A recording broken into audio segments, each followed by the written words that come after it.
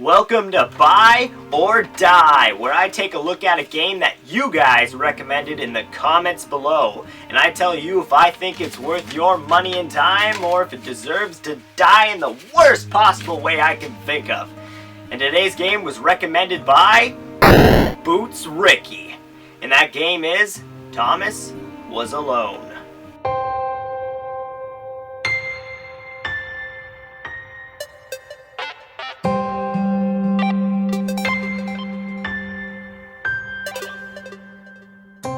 Welcome, and let me introduce you to Thomas Was Alone, an indie puzzle platformer created by Mike Bithell for Windows, Mac, PS3, and PS Vita, and a special Linux version in a humble bundle. Thomas Was Alone follows the story of multiple out-of-control AI routines who have now developed personalities and must work together to get to their corresponding shapes at the end of each level. All of the AIs have their own special abilities that help them through each level. Thomas is a standard block with pretty standard jumping height, while Chris is a small block who can't jump very high at all.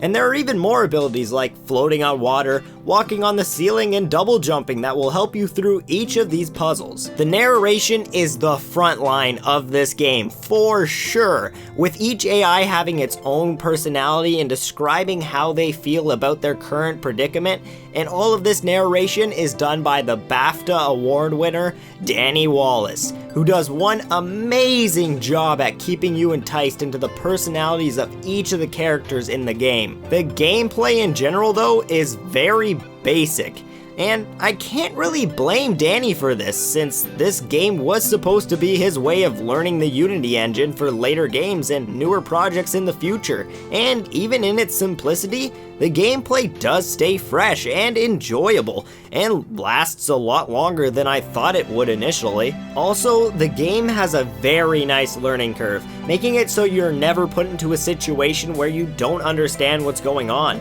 The basics of each puzzle in the game require you to stack blocks and use each block to work together to either make a staircase, or cross a gap of water, or even solve more problems together as a team. And this is a perfect example of what the game was originally based on: friendship. Watching all of these characters work together and grow and become closer to each other actually kind of attached me to each character, even though they're just simple polygons.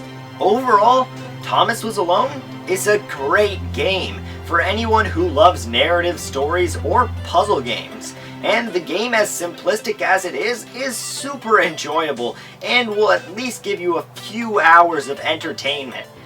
I would really want to say the game's worth the full $10, but the zero replayability and game length really hinder me from saying that.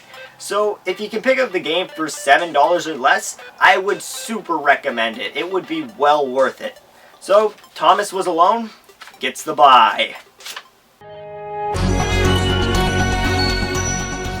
Hey guys, I'm glad you're all enjoying my new series, and don't forget to keep posting games I should put on this show in the comments, because there are so many games that I haven't played yet, and a lot that I've played that I would love on this show, and all of your suggestions have been pretty sweet, and there's a lot of games I didn't even know of before that I'm hearing of.